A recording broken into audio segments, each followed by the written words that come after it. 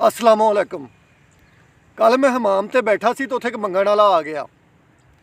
ਉਹਦੀ शक्ल देख के मैं अंदाज़ा लाया भी बंदा नशेई आ, नशा करदा। मैं उन्होंने सद लिया, मैं कि उरे आ। कहना जी 10 रुपए दवो, मैनू जल्दी है, मैं जाना वा। मैं कहा मैं तेनू 20 रुपए देवांगा, तू मेरे को बैठ झट। मैं नशेई नू अपने कोल बिठा लिया।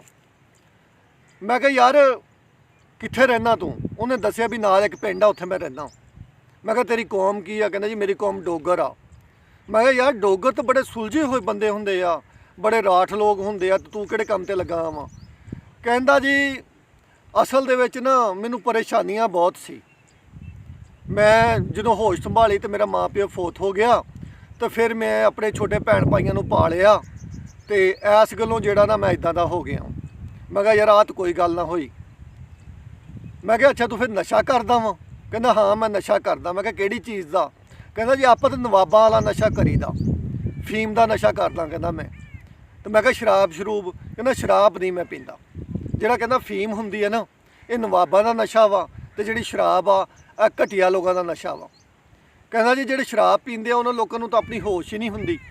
शराब पीण वाले बंदे दी तो 40 दिन नमाज ही कबूल नहीं हुंदी, तो मैं कहा फीम खाण वाले बंदे दी, हेरोइन पीण वाले बंदे दी? कहंदा आ कुछ नहीं कहनी आ, ਇਹ ਨਵਾਬਾਂ ਦਾ ਨਸ਼ਾ ਵਾ। ਕਹਿੰਦਾ ਦੇਖ ਲਓ ਮੈਂ ਕਿੰਨੇ ਸਾਲ ਹੋ ਗਏ ਕਰਦਾ, ਮੈਨੂੰ ਕੱਖ ਨਹੀਂ ਹੋਇਆ। ਅੱਛਾ ਉਹ ਨਸ਼ੇਈ ਜਿਹੜਾ ਆਪਣੇ ਪੈਸੇ ਪੂਸੇ ਲੈ ਕੇ ਟੁਰ ਗਿਆ ਤੇ ਪਿੱਛੇ ਇੱਕ ਸਵਾਲੀਆ ਨਿਸ਼ਾਨ ਛੱਡ ਗਿਆ। ਮੈਂ ਸੋਚੀ ਪੈ ਗਿਆ। ਮੈਂ ਕਿਹਾ ਯਾਰ ਇਹ ਜਿਹੜਾ ਨਸ਼ਾ ਵਾ, ਲੋਕ ਨਸ਼ੇ ਤੇ ਕਿਉਂ ਲੱਗਦੇ ਆ, ਕੀ ਵਜ੍ਹਾ ਵਾ? ਤੇ ਇਹਦੀਆਂ ਬਹੁਤ ਸਾਰੀਆਂ ਵਜੂਹਾਤ ਸਾਹਮਣੇ ਆਈਆਂ। ਇਹਦੀ ਵਜੂਹਾਤ ਦੇ ਵਿੱਚ ਇੱਕ ਹੁੰਦੀ ਚਲੋ ਕਿਸੇ ਨੇ ਲਾਤਾ ਜਾਂ ਉਹਨੂੰ ਸਮਝ ਨਹੀਂ ਸੀ ਜਾਂ ਕਮਲਾ ਸੀਗਾ ਲਾਤਾ। दूसरा कुछ लोग जो शौक नाल लग जाते हैं इस काम से, तो फिर शौक ऐसा ऐसा मजबूरी बन जाता।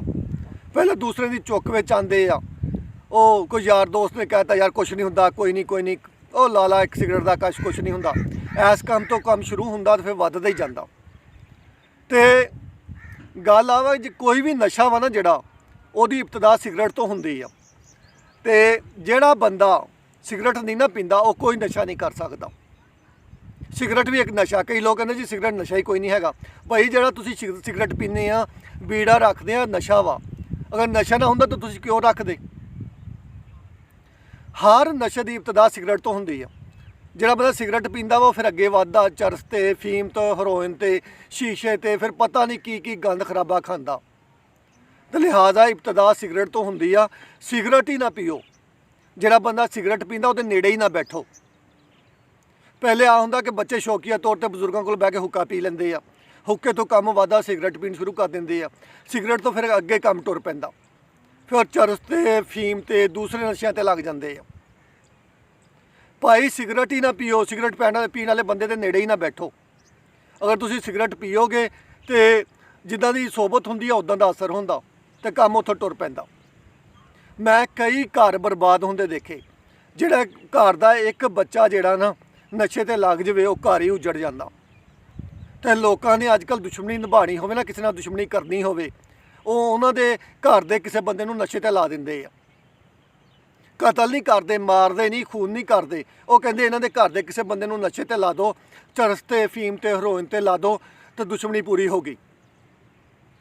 जो बंदे नूं कतल कर दो तो एक बंदा उजड़दा, एक बंदा मरदा। जो तुसीं किसी बंदे दे घर दे किसी फर्द नूं नशे ते लाता ना, पूरा घर ही उजड़ गया। लिहाजा नशा करने वाले बंदे दे नेड़े ना बैठो।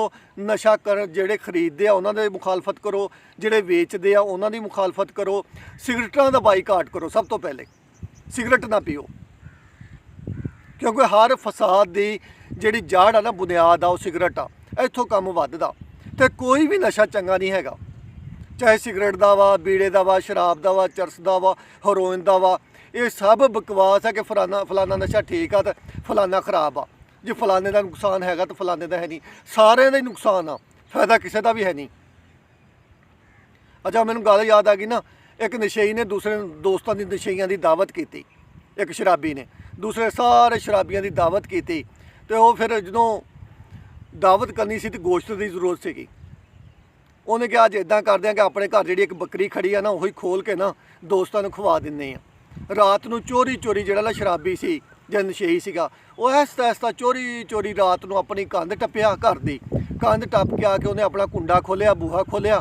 ਬੂਹਾ ਖੋਲ੍ਹ ਕੇ ਉਹਨੇ ਹੌਲੀ ਹੌਲੀ ਆਪਣੀ ਬੱਕਰੀ ਖੋਲ੍ਹੀ ਉੱਥੋਂ ਤੇ ਖੋਲ੍ਹ ਕੇ ਤੇ ਲੈ ਗਿਆ। ਉਹਨੇ ਰਾਤ ਨੂੰ ਸਾਰਿਆਂ ਦੋਸਤਾਂ ਦੀ ਦਾਵਤ ਕੀਤੀ ਤੇ ਆਪਣੀ ਜਿਹੜੀ ਪਾਰਟੀ ਪੂਰਟੀ ਕਰਕੇ ਵਾਪਸ ਆ ਗਿਆ।